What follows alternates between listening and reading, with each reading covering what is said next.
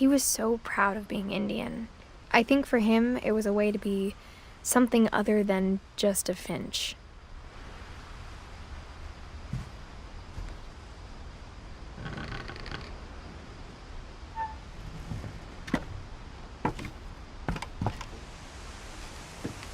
On the way back from Lewis's funeral, my mom told me to start packing.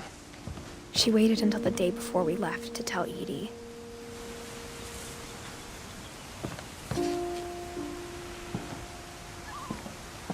I'm not sure if she wanted to make it easier or harder.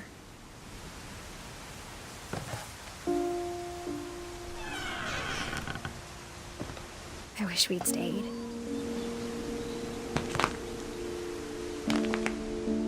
But I understand why we left.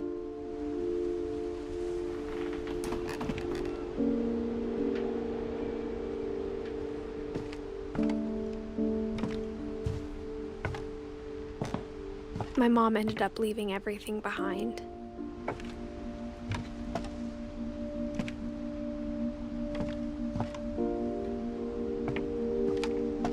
What happened that night had been coming for a long time. Maybe it should have come sooner.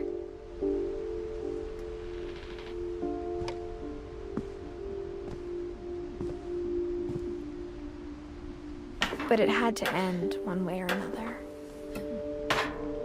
All that's left now is to tell you about that last night.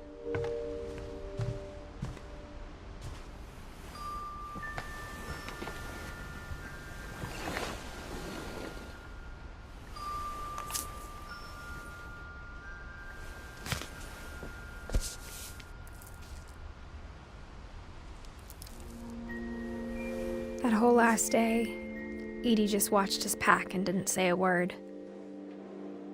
Until supper, when she raised her glass and said, "To our final night together, and all our final nights apart." Grandma, you know what I said about alcohol. Some of your medications are very Edith, specific. I left a present for you in the hallway. Why don't you go open it? The grown-ups have to argue now. I'm sorry, you're right. We're all leaving tomorrow. Let's just enjoy our last... I'm not leaving. Edith, you're excused.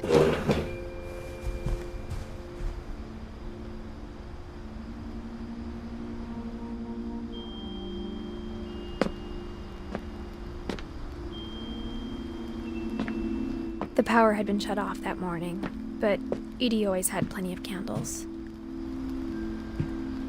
When my mom sealed the library, I don't think she knew about the other entrance. Or that Edie had a key to it.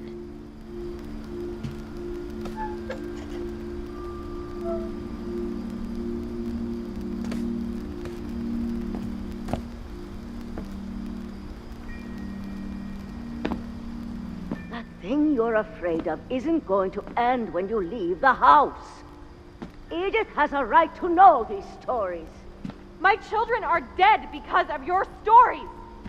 I think it's best if Edith and I leave tonight. We'll have the nursing home send a van for you in the morning, okay?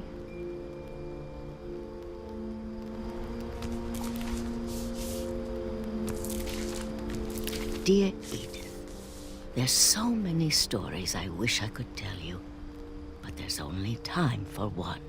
This is about what happened on the night you were born. That night, the tide went way, way out.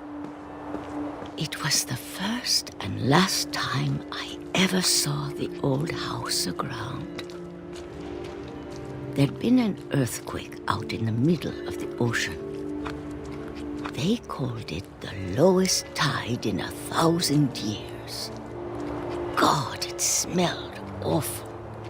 You know, I've seen that house every day of my life.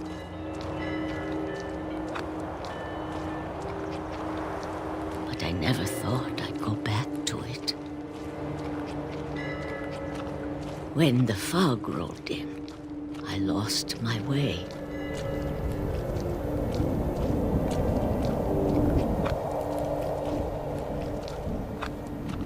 I got turned around.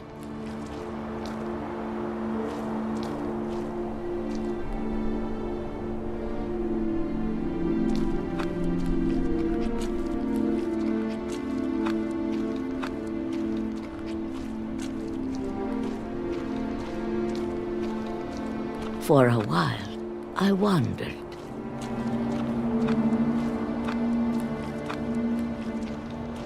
I started seeing things.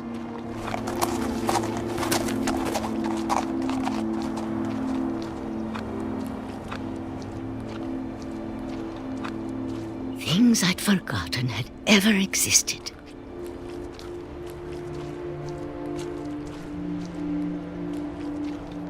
But when I saw them, they felt like old friends.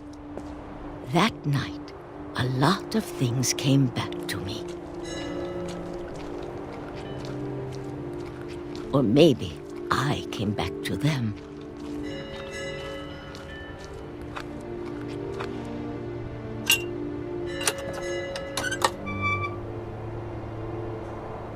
Things I can't explain, but that I need you to try and... Edith, what are you doing in here? It's mine. Edith! Mom, you're gonna rip it! Let go! I kicked and screamed, but Mom dragged me to the car.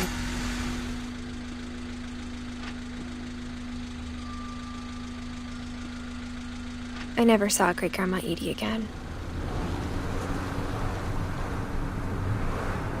The next morning, the band came to pick her up, but she was already gone. After that, we moved around a lot.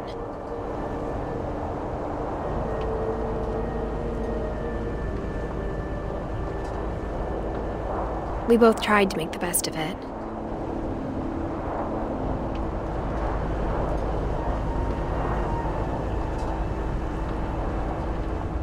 A few years went by.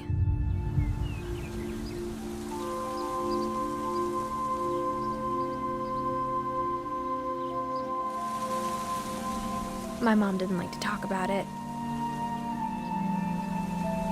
but she started getting sick a lot. The rest happened pretty quickly.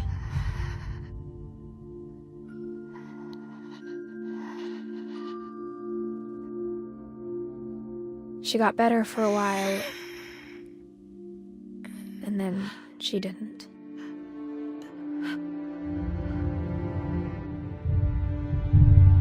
And then I was alone.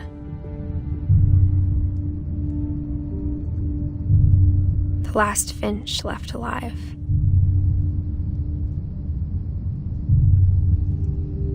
Until I found out about you. I'm still not sure what to tell you about all this. If we lived forever, maybe we'd have time to understand things. But as it is, I think the best we can do is try to open our eyes and appreciate how strange and brief all of this is.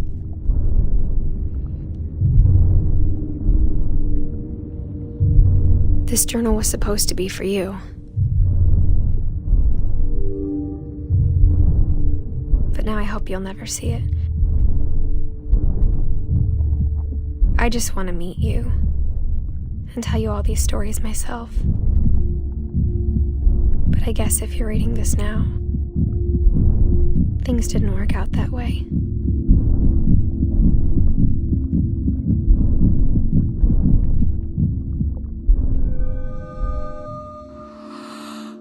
This is where your story begins. I'm sorry I won't be there to see it.